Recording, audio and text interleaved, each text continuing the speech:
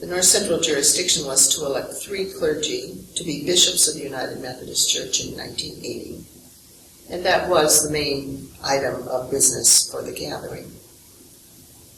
The balloting to elect the bishops had begun on Tuesday, July 15th. There were 13 candidates, including 1 woman, who had initially made themselves available for consideration. 3 of the 13 had withdrawn before the conference adjourned after 4 ballots that day, and no one had been elected on the first day. Voting began again immediately after morning worship on Wednesday, and another 9 ballots were taken until Reverend Edwin C. Bolton was elected to the episcopacy on the 13th ballot. A celebration took place, and then the voting resumed. There were 2 more bishops needing to be elected. Wednesday passed. More ballots, but no election. And then Thursday began. By Thursday, 3 more of those originally considered had withdrawn, and 3 new candidates, one of them a second woman, had entered the process, but had quickly withdrawn. The process involved prayer before each ballot, interviewing of nominees, caucusing and negotiating among annual conference delegations. According to the Christian Advocate, a deadlock developed, with substantial numbers of votes going to 6 nominees. Dr. Emerson Koloff from the West Ohio Conference and Dr. Marjorie Matthews from the West Michigan Conference were the 2 front runners. Finally, after the 24th ballot, there were no changes, and with the scheduled consecration service just 3 hours away, Dr. Lee Roberts from Madison, Wisconsin, who was chairperson of the Committee on Episcopacy, announced that the 6 leaders in vote getting had just met with conference delegation representatives.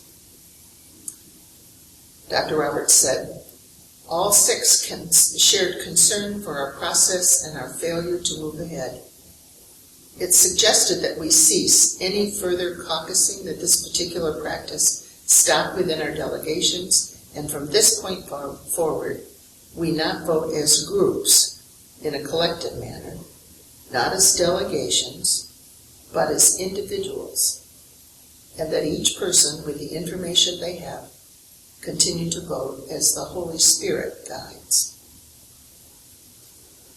The 28th ballot brought a commanding lead for both Dr. Koloff and Dr. Matthews.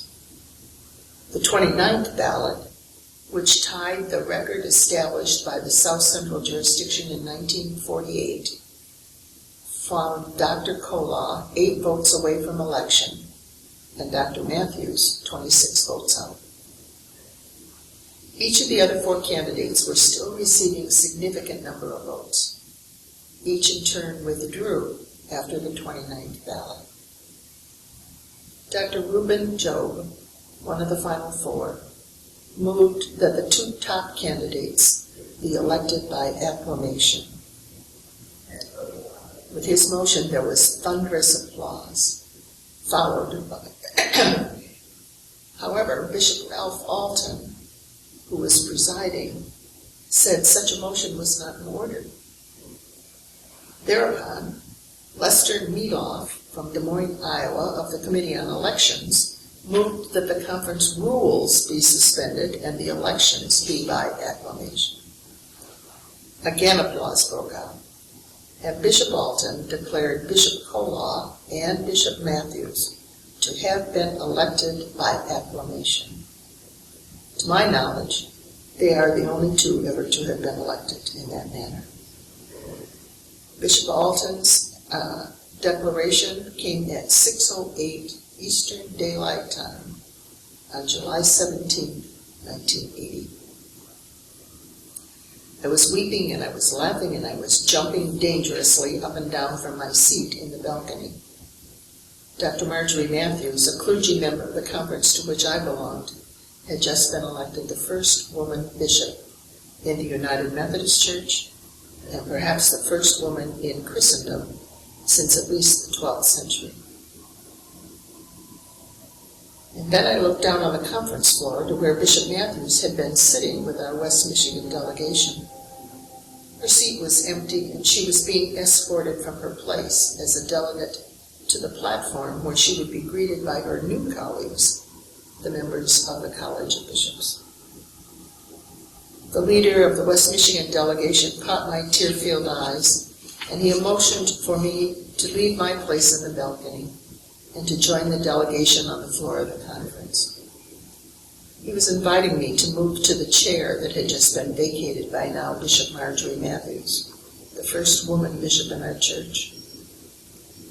I joined the delegation, and together we continued to laugh and to cry and to rejoice in her election. And one delegate hugged me and whispered, "Enjoy this, Sharon, and remember, because someday